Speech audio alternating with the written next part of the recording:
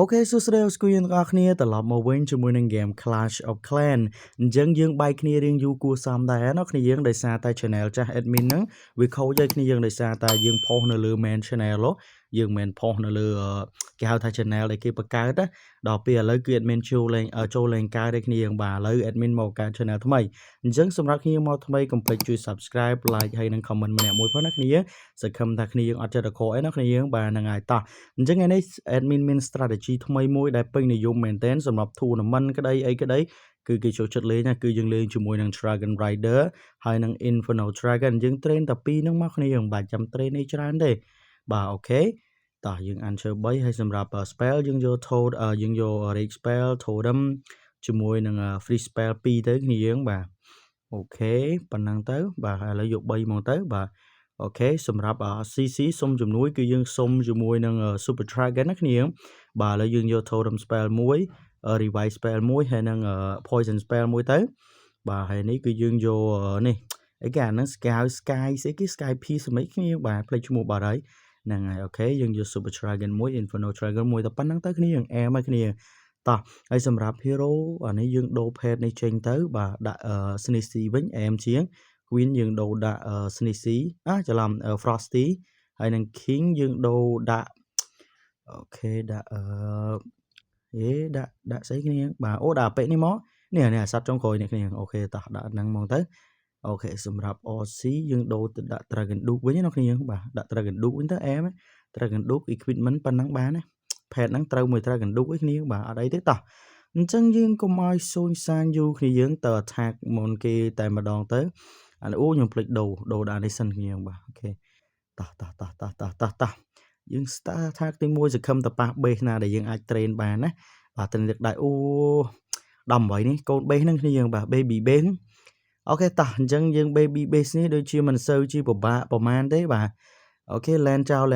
ទៅឥឡូវយើងបុក queen របស់យើងអូខេបាញ់ប្លោះនេះមកគ្នាតោះហើយបន្ទាប់មកយើង land ទ្រូបរបស់យើងអានេះដោយសារ fire speeder របស់គេបែរមកមុខមកនេះទាំងពីរគ្នាឥឡូវយើងបាញ់ queen ប្លោះនេះមកគ្នាបាទអូខេតោះបាច់គិតច្រើនទេតោះដោយសារកូន base នឹងគ្នាយើងបាច់ចាំគិតច្រើនទេតោះឥឡូវយើង land ទ្រូបរបស់យើងចូលតែម្ដងទៅ Dragon Duke អូខេឲ្យ clear បានមានផ្លូវគូសំទៅបានហើយតោះធូររំកាក់មួយអូខេយើង land ទ្រូបរបស់យើងចូលទៅ Inferno Dragon Warden ហើយនឹង King ដាក់ប្លោះនេះមក Sky Pierce ឬក៏អីគ្នាយើងអត់សូវច្បាស់ដែរអូខេដូចជាមិនជាបញ្ហាទេគ្នាបាទខ្ញុំគិតថាមិនជាបញ្ហាទេដោយសារតែ base នេះទូចនឹងគ្នាយើងបាទបើសិនជាយើងអាថាអត់ឈ្នះឬក៏វាយអត់ឈ្នះទេមិនបាច់ទេគ្នាបាទមានមុខណាជួបគ្នាយើងទៀតបាទ strategy នេះគេអែមសឹងអីហើយវាយអត់ឈ្នះគេនឹងចប់បាត់ហើយគ្នាខ្មាស់គ្នាយើងបាទអូខេគ្នាយើងបាទជាតិគ្នាហើយសម្រាប់វីដេអូក្រោយចាំជួយ comment ប្រាប់ផងណាគ្នាតាក់ទងមួយការដែល admin និយាយបដាជាមួយនឹងសំឡេង game បដាហើយនឹងនិយាយឲ្យអត់មានសំឡេង game តើមួយណាគ្នាយើងអាចស្ដាប់ទៅបានល្អជាងចឹងណានឹងឲ្យចង់ឲ្យគ្នាយើងមើលទៅជក់ចិត្តដែរគ្នាយើងនឹងឲ្យកុំភ្លេច comment ម្នាក់មួយផងចង់បានជានិយាយបដាហើយមានសំឡេង game ឬក៏និយាយបដាដែលអត់មានសំឡេង game ចឹងណាគ្នាយើងជួយ comment ម្នាក់មួយផងណាលើកហ្នឹង admin អត់ដាក់សំឡេង game ទេពួកខ្លាចរំខានតែបើគ្នាយើងគិតថាអូសំឡេង game ល្អជាងអូខេប្រាប់ admin មកគ្នាយើង admin នឹងដាក់ទៅលើសំឡេង game អូខេឃើញថា base នេះគឺកូន base ទេគ្នាយើងឥឡូវយើងវាយ point ឯគ្នាយើងបាទអូខេ spell យើង swag មកកគូទៀតគ្នាយើងអែមជាតិមែនតើគេយើងហ្នឹងហើយតោះអូខេទៅ attack បន្ទាប់ទៀត attack ទី2របស់យើងឥឡូវយើងសុំជំនួយសិនគ្នាយើងបាទអូខេឥឡូវយើងទៅ climb កន្លែង gold pass នេះសិនគ្នាយើងបាទនៅសល់ច្រើនណាយើង climb gold មកអាយ៉ាគ្នាយើងតោះសង្ឃឹមតែបានរបស់ល្អគ្នាយើងទាយមើលបាននេះគេគ្នាយើងបាននេះគេតោះ1 2 3តោះអូ epic យេតោះមួយទៀត legend មកគ្រូទៀត legend មកចាប់បាត់គ្នាបាទអាចគូបាទអីយ៉ូញាក់សាច់គ្នាយើង Book of Fighting គ្នាយើងអូខេញាក់សាច់កម្ររកបាទដែរគ្នា epic ទេតែយើងបាន Book of Fighting ណាអូញាក់សាច់គ្នាយើងញាក់សាច់មែនទេបាទហេងគ្នាទាយត្រូវអត់មិនទាយត្រូវអត់អូខេតោះឥឡូវយើងកុំសូនសានយូរគ្នាយើងបើកអបយកហេងមួយបាទដែរគ្នាយើងបាទយើងហេងមួយអូខេ18នេះដូចជាត្រៀបនេះដូច fireball អែមគ្នាយើងបាទ base នេះ តែมันជាបញ្ហាអីទេឥឡូវយើងបាញ់ Giant Arrow កន្លែងនេះមកគ្នាយើងបាទតោះបាញ់ Queen កន្លែងនេះឆ្វាច់ King កន្លែងនេះមកអូខេបន្ទាប់មកយើងដាក់ Totem កាក់កន្លែងនេះមួយសិនដូចជាអីតោះបាច់បលែងទេបាទបាច់ប្រើ Totem ណាអូខេយើងបលែង Dragon Rider ជាមួយនឹង Inferno Dragon យកតែម្ដងទៅអូខេ Dragon Duke មកសាយខាងនោះមួយមកអូខេដាក់នេះមួយមកបុក Rage កន្លែងនេះមួយសិនហើយនឹងប្រើ Warden Nato មួយសិននេះអត់កើតទេដាច់ Queen បាត់គ្នាហើយជួយ Queen អត់តាន់ដាច់ Queen យើងបាត់ហើយចាប់អូខេឥឡូវយើងបុក Rage កន្លែងនេះមួយទៀតប្រើ Totem កាក់កន្លែងនេះមួយទៀតយើងអត់អីទេដោយសារយើងមាន Revive Spell គ្នាបាទ Totem កាក់មួយទៀតអូខេមើលទៅដូចជាអស់ defense ណាដែលយើងគិតថាគួរឲ្យខ្លាចទេគ្នាយើងបាទហ្នឹងហើយដូចជាមិនជាបញ្ហាទេប៉ុណ្ណឹងគឺយើងជោគជ័យលើវិស័យជោគជាំហើយគ្នាយើងបាទហើយទ្រូបយើងសល់ឡើងមកកគូកនោះគ្នាយើង Dragon Duke យើងនៅសល់ ability ទៀតគ្នាយើងប៉ុន្តែគឺ C point ឯគ្នាយើងបាទមានអីទៀតគ្នាយើងមានអីទៀត strategy នេះអែមគ្នាយើងអែមមែនតើហើយគ្នាយើងណាខ្លះដៃ air attack ដែរមើលសុំមើលមុខដៃ air attack ម្នាក់មួយមើលបាទអូខេយើងនៅ source spell មកគូឃើញ pro player គេលេងអញ្ចឹងគ្នាតែតាមពិតប៉ះកូន base ហ្នឹងណាប៉ះកូន base ជាថាទៅអូខេតោះកាយ3បាត់ហើយគ្នាយើងបាទកាយ3បាត់ហើយអូខេអូបាទបាន5 star ល្មមគ្នាយើងបាទអូខេតោះឥឡូវយើងមើលកន្លែងនេះទីមើលមានអី climb យកទៀតអត់អូខេដូចជារបស់របរធម្មតាទេអត់មាន special ទេគ្នាអូខេអានេះវា climb យកតោះអូនៅសល់តែមួយគូកតែឥឡូវយើងយក hero potion មកទៅអានេះយើងយកអាជីកនេះខ្ញុំអត់សូវលេងតែយកផងគ្នាយើងបាទអានេះយើងអូសភៅទៀតអីយោញាក់សាច់គ្នាកប់ចាំលោកខចាំ climb យកគ្នាចាំលោកខចាំ climb យកអូខេតោះឥឡូវយើងសុំជំនួយហើយយើងទៅ attack ទី3របស់យើងមើលអូ attack ទី3របស់យើងប៉ះ baby base ទៀតទៅហើយបាទ baby base ទៀតបាទហើយតោះអញ្ចឹង baby base នេះយើងមិនបាច់ចាំគិតច្រើនទេណាគ្នាយើងបាទ baby base ហ្នឹងយើង land ទ្រូបរបស់យើងយកហ្មងហើយចាំបាញ់ Queen កាត់តាមក្រោយតោះអូខេ Dragon Rider តាមក្រោយមក Warden Sky Pierce យើងបាញ់ Queen កាក់ប្រឡោះនេះឆ្វាច់ស្អាតអូខេ Duke ប្រឡោះនេះមក King ប្រឡោះមួយ Queen មកអូខេយើងប្រើ Totem កន្លែងនេះមួយមកដើម្បីជួយកាក់ Air Defenseអូខេឥឡូវយើងចាំបុក Rage កន្លែងនេះមកគ្នាយើងបាទបុក Rage ហើយយើងប្រើ Warden Eternal ហ្មងណាគ្នាយើងតោះបុក Rage ហើយប្រើ Warden Eternal ហ្មងទៅ CC របស់គេចេញមកហើយប៉ុន្តែមិនមែនជាបញ្ហាទេដោយសារទ្រូបរបស់យើងនៅក្នុង Eternal ណាបាទបើសិនជាយើងនៅក្រៅ Eternal យើងត្រូវតែប្រើជួយកាក់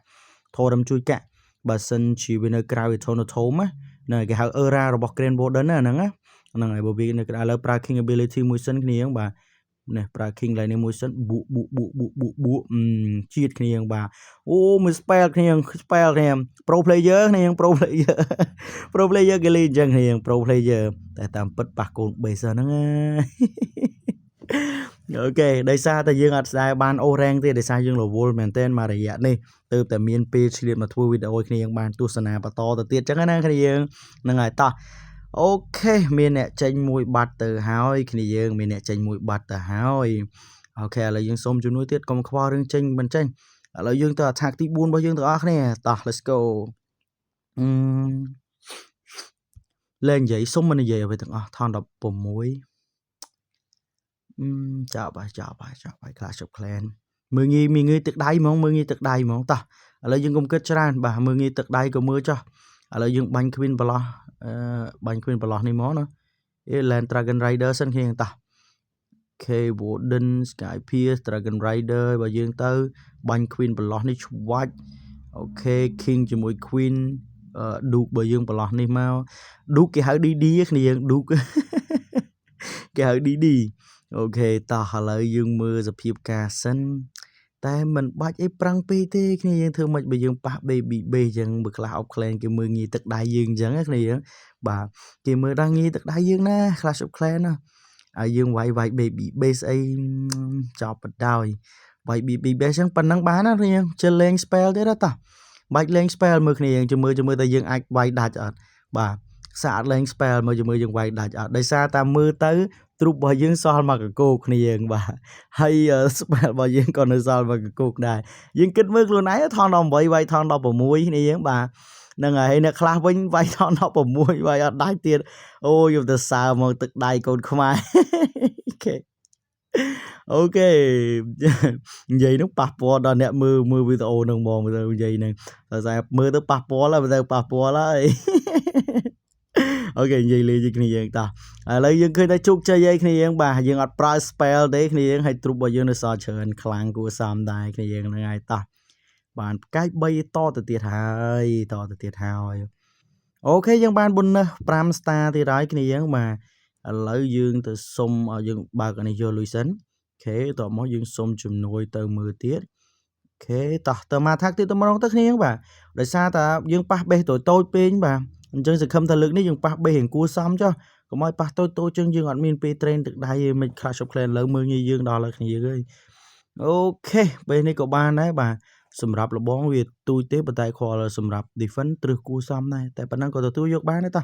កុំឲ្យថានេះឥឡូវយើងមើលបន្លោះចូល Fire Spitter ឥឡូវយើងបុកទ្រូបរបស់យើងចូលបន្លោះនេះមកណាគ្នាបាទ K ហើយចាំយើងបលែង Queen ឲ្យបាញ់បន្លោះនេះមកនេះអាកន្លែងបាញ់ឲ្យចំហ្នឹងដើម្បីដាច់ Air Defense ហើយនឹង Air Sweeper នោះតោះអូខេដាច់ស្អាតហើយតោះ King K យើងបលែងទ្រូបរបស់យើងចូលទាំងអស់ទៅប្រើធូដើមកន្លែងនេះមួយសិនគ្នាបាទដាច់ King យើងបាត់ឡូវแล้วបាទតោះK Sky ភៀសទៅតាមក្រោយ K ឌូបរបស់យើងចូលពីបន្លោះនោះមក K Wooden Tonato មួយសិន K ដូចជាអត់អីទេយើងប្រើធូរំកាក់ដើម្បីឲ្យកុំឲ្យ single nóចាប់ឌូបរបស់យើងគ្នាបាទចាប់ឌូបរបស់យើងឡើយឌូបរបស់យើងដាច់ផឹងឥឡូវយើងប្រើឌូប stability មួយសិនឥឡូវយើងរកកន្លែងបុក rage មួយសិនគ្នាឥឡូវយើងបុក rage បន្លោះនេះមកគ្នាបាទតោះអូខេដូចជាអត់អីទេ King យើងគិតថាប្រើ ability ឲ្យហើយឬក៏មិនគ្នាតោះKing លែងចោលទៅឲ្យវាប្រើ ability ខ្លួនឯងទៅក៏បានដែរអូខេដាច់ស្អាតហើយតោះយើងនៅសល់ spell មួយកកូកទៀតហ៎បាទមិនមែនជាបញ្ហាទេបាទទឹកដៃគេ pro player តែអញ្ចឹងគ្នាបាទដាក់ដាច់អញ្ចឹងគ្នាបាទតែយើងមើលឡើងដល់ legend ណាលៀនសួតបដោយគ្នាឡើងដល់ legend វិញអូខេឃើញថា3 star បាត់ទៅហើយ3 star បាត់ទៅហើយគ្នា3 star បាត់ទៅហើយណែខ្លាំងអញ្ចឹងគ្នាខ្លាំងអញ្ចឹងអូខេ3 star ទេដែរគ្នាបាទ strategy នេះគឺអែមគ្នាទៅសើមែនបាទ strategy ហ្នឹងគឺឲ្យលេខ1គ្នាឲ្យលេខ1តែម្ដងគ្នាហ្នឹងហើយតោះអូខេអញ្ចឹងប៉ុណ្ណឹងថ្ងៃហ្នឹងប៉ុណ្ណឹងសិនណាគ្នាយើងនឹងឲ្យសង្ឃឹមថាគ្នាយើងជួយ like ជួយ subscribe បើសិនជាគ្នាគ្រប់គ្រងច្រើន admin នឹងធ្វើវីដេអូឲ្យយូរជាងហ្នឹងហើយអរគុណច្រើនណាគ្នាយើងកុំភ្លេចជួយ like ជួយ subscribe ម្នាក់មួយផងណាសម្រាប់កម្លាំងចិត្តក្នុងការធ្វើវីដេអូថ្មីអរគុណច្រើនជម្រាបលាទាំងអស់គ្នា